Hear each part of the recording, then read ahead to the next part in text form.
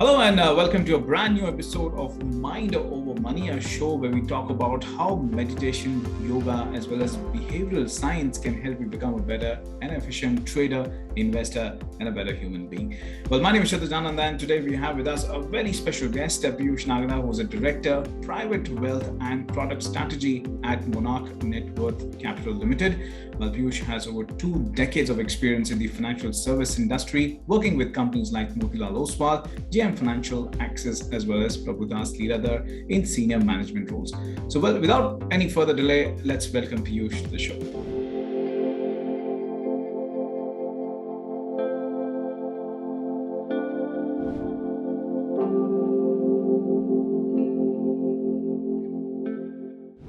Right, Piyush, the first question probably, I wanted to put it across to you is that, and it is the most important one. Why I feel that is that successful investing is more about managing yourself than managing money. That's what we've heard. Is this true? And is it related to personal biases as well? Yeah, it's absolutely true, Kshitij. Financial success depends a lot on our financial decisions, be it your business or investing. So most of the times, financial decisions are affected by cognitive and emotional biases, resulting to losses or subpar returns, or even in some extreme cases, destruction of wealth. Now, some of the most common biases affecting investment decisions, which we observe day in, day out in the markets, are seeking instant gratification, loss aversion, and confirmation bias. True. Now, here, fear, anxiety, and your belief systems are at the core of our behavior, which impacts our decision making process. And this holds true when we are in managing money, whether it's for ourselves or for the clients. So, this biases, they definitely play a huge role in managing money. Right. And Piyush, I've also heard that you also do a lot of meditation techniques to, sort of keep a healthy mind and keep a balanced approach, especially, and you spend more than 2 decades in investment sphere. So what are the exactly management or the meditation technique that you're following to keep a healthy mind? I think it will be a good guide for our new retail investors as well as, traders who just joined the Dal Street. Fortunately for me, when I started my career as a CA article ship for one of the companies, right, called Kimji Korean company, there I was exposed to Vipassana meditation.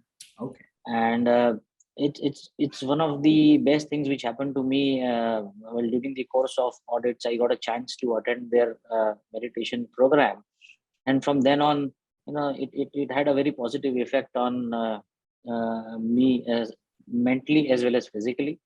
And apart from Vipassana, pranayam was another yoga technique which I had been following from years.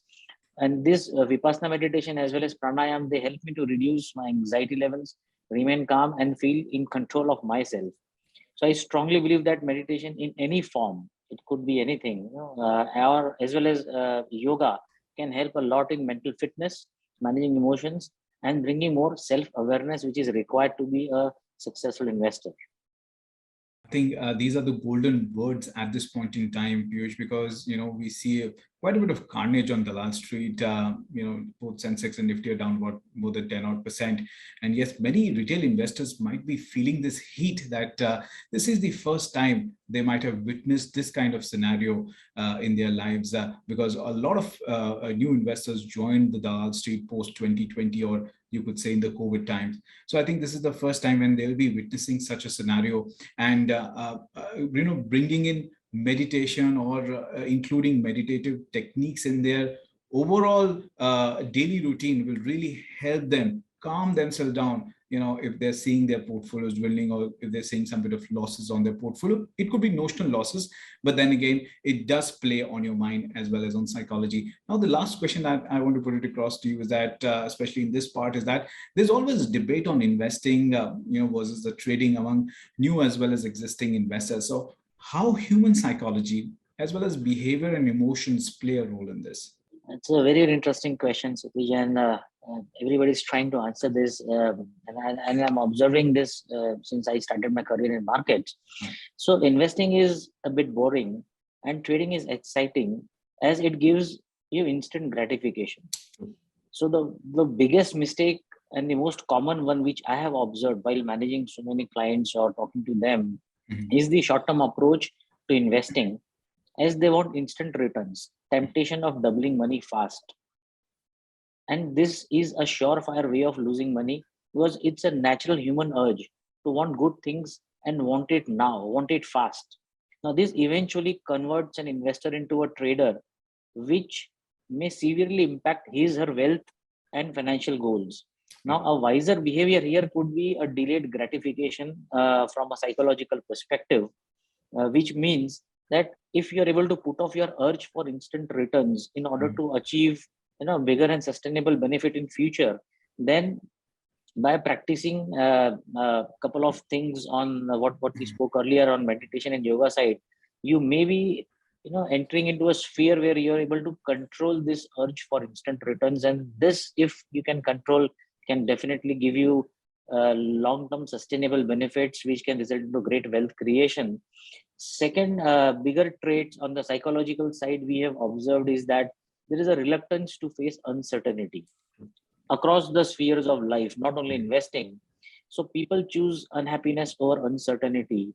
You might be unhappy with something, but the fear of fear or the risk of change, and the hard work which goes into managing that change and that uncertainty stops you from taking right decisions or rational decisions or taking some big leaps.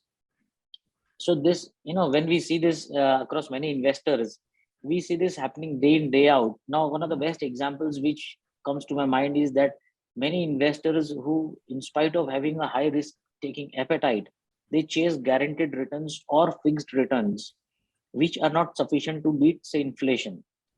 But instead of choosing inflation beating returns in the form of equity investing, why this is happening is because equity investing is a bit uncertain.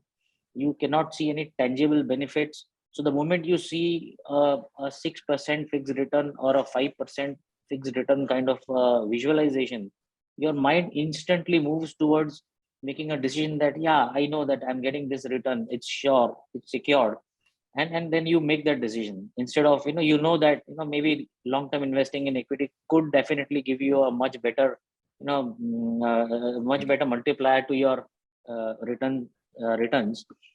So these are common traits actually which I feel are playing out in the market and in investors psychology. Right. Well, golden words there from Piyush, and I'm sure you're able to really justify between or make a distinction between trading as well as investing behavior. Well, thank you, Piyush, for your time today. And well, that's all for now, but do stay logged on to etmarkets.com for more on news, business, and economy. Again, thank you so much for your time, Piyush.